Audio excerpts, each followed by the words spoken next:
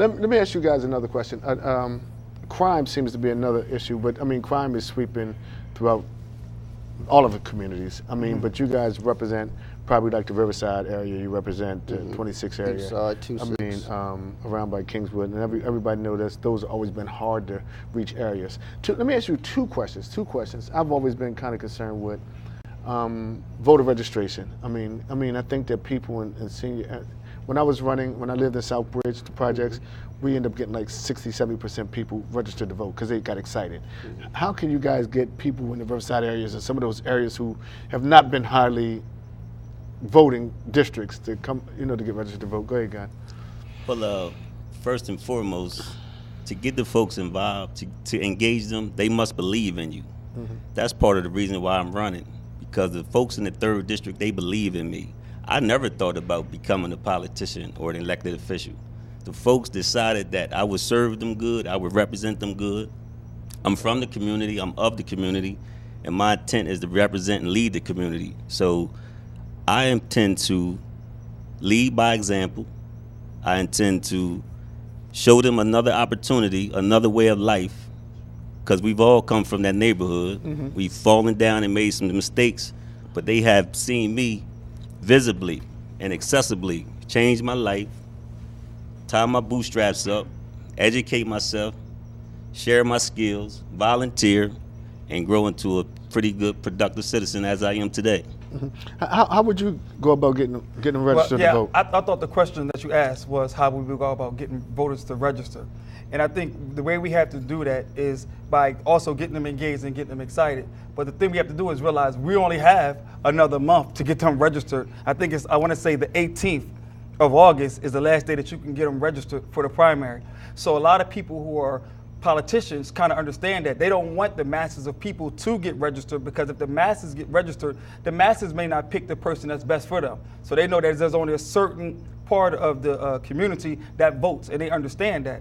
So when we look at the race in a whole, we know that we have allegedly 8,000 people in the district, of which 4,000 something odd people are registered. In the last primary, we only had 967 people come out to get registered. So we have to work hard. All of us here, we have to get them registered, not only for this race, Norm, but what's really important is our mayoral race and our presidential race. Because if we don't work on getting people registered for the president, we're in bad shape, not as a city, but as a country. Well, Delaware is a blue state, so President Obama's going to win Delaware. But what's important is here, not just in Wilmington, but for me in the 3rd district. What I know by registering people, I've already been out registering people in every area of the 3rd district. A lot of people are registered because what the state did a few years ago, they allowed you to register through the DMV when you got your license. So right now, for me, in my campaign, it's not as much about registering people to vote as it's getting people excited and engaged about the campaign and make sure they turn out to vote. Okay. We're going to talk about crime, and then we're going to change the debate. How do you tackle crime in the neighborhood? Again, for the viewing audience, my website is dariusbrown.com, and a part of my platform for building better neighborhoods is safe neighborhoods.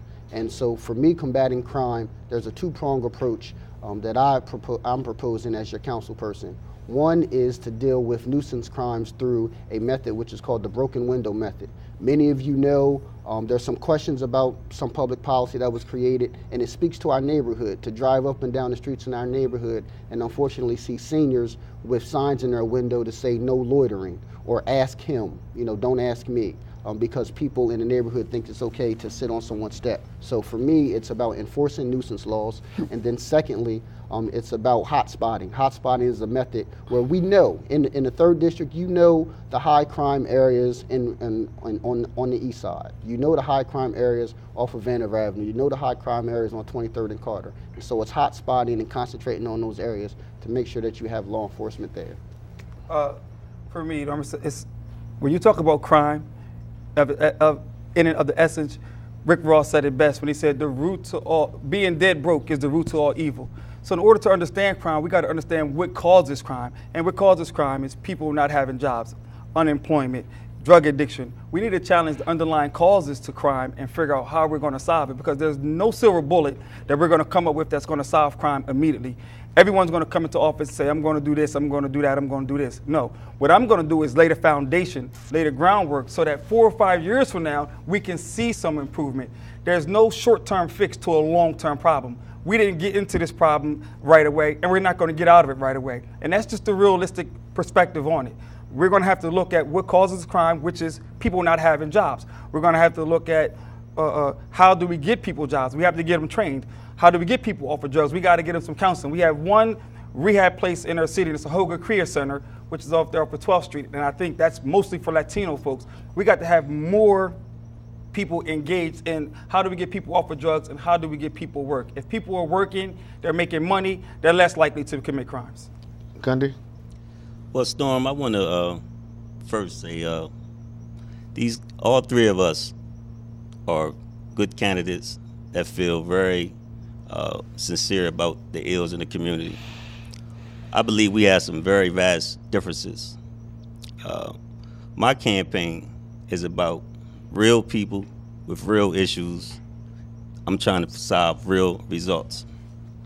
I don't have a problem with, like Darius mentioned, having loitering signs placed in the window as nuisance issues. Right now, our kids are dying in the streets.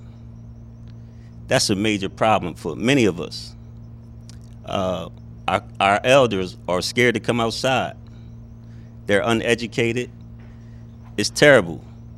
My candidacy, I plan to dive into the root of the cause, and I have.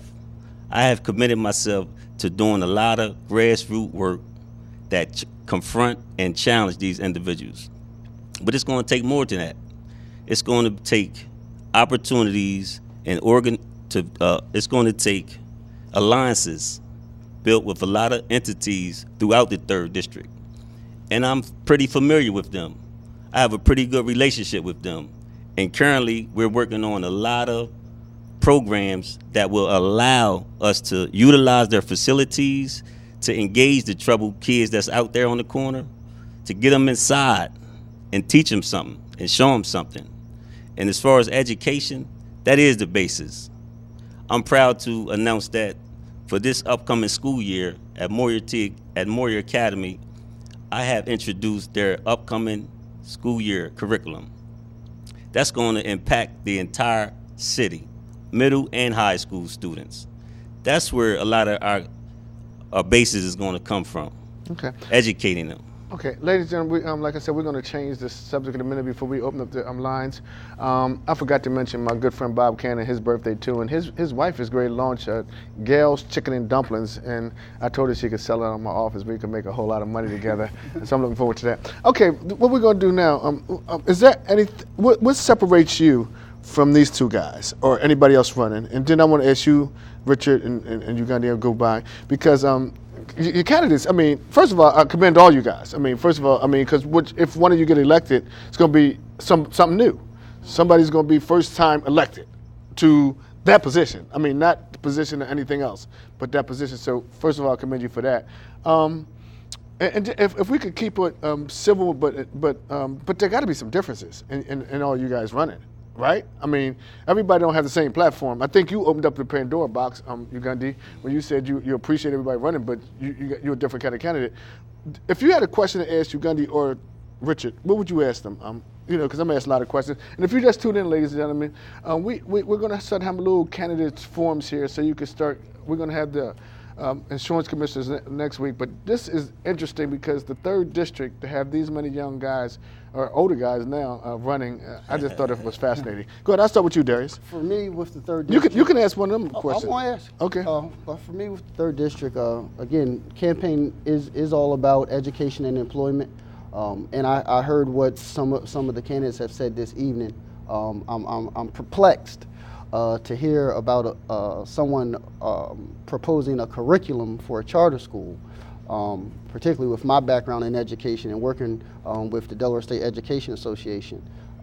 And I understand the relationship that K-12 has with Moyer in the process that they've gone through. So I would love to hear from both candidates on what their approach to education is, and in particular, Ugandi talking about a curriculum, what qualifies him to create a curriculum for a charter school. I had not heard anything in his background that made him, Dr. You Lowry. can talk to him. Well, first and foremost, let me give you a background of who I am, Okay. and what I represent, and how I've come to this point. I'm a grassroots guy, community leader, volunteer coach, born and raised in Southbridge, Wilmington Projects. Graduated from Concord High School, attended Delaware State. I'm currently now enrolled in Wilmington University for Organizational Management and Political Science. I'm a recent graduate of the Kaufman Fast Track Entrepreneurial Program. I'm a international longshoreman employee. I'm a Habitat for Humanity board member, involved on the Strategic Planning Committee, as well as the Aftercare Committee. I'm a very diverse individual, very knowledgeable in several different areas. He speaks about how can I be suited to bring about change in the curriculum for Moyer Academy. It's simple. Educate yourself, surround yourself with other educators, and have ideals and visions that work. If you know that we do not need another study from someone from Chicago to come in and tell us about our own community because you're part of the community, you know what works for your community. The initiatives that I introduced at Moyer are very valuable initiatives. It's to have Moyer to be used as an educational hub for the community that will allow parents to come in after hours and assist their kids with homework, to also educate the parents on how to become parents, because a lot of the ills that we have is because of the parents haven't learned how to become parents themselves. You have any questions for either one of these guys? Or Richard, do you have a question for either one of these guys? No, I would just like to feed off of the conversation that's going on. Sure, go ahead, jump in. I talked about, in my last candidacy, I talked about how kids of low socioeconomic status, which is like typically black kids on the east side of Wilmington, are going to school with a 5,000 word vocabulary, where other kids of higher socioeconomic status are going to school with a 20,000 word vocabulary. So the gap is so far, as soon as they start, that they're not playing on level playing fields. What did I do about our early childhood education? I built a school.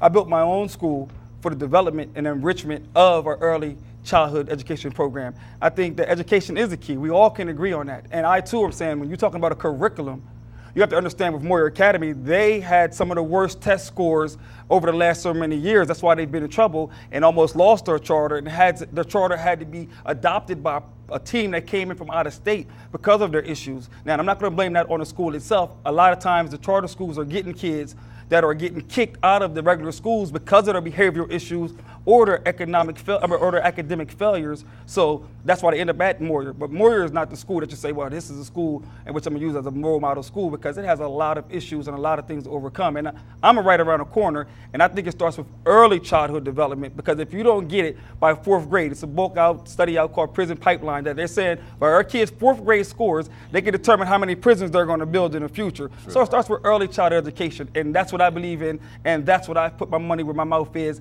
and that's why I said my campaign is about action. Actions speak louder than words. I'm indebted almost $500,000 because of something like that. Hey, put the phone number up there too, so we can start getting some phone calls. What you gonna say? Starting in August, actually August the 6th, the governor, he's formed a team that they're going to be coming to the towns and having town hall meetings where they're going to invest and raise the funding from 20% to 80% on early childhood education. That's going to be taking place this year. Okay. That's not the governor. That's a federal program that came through Race to the Top with federal dollars. We got to start taking things I'm talking about. Yeah, we got to start taking some phone calls too. Let me do my education. I didn't say nothing about education. How you doing? Welcome to the show. My thing for education. Yes.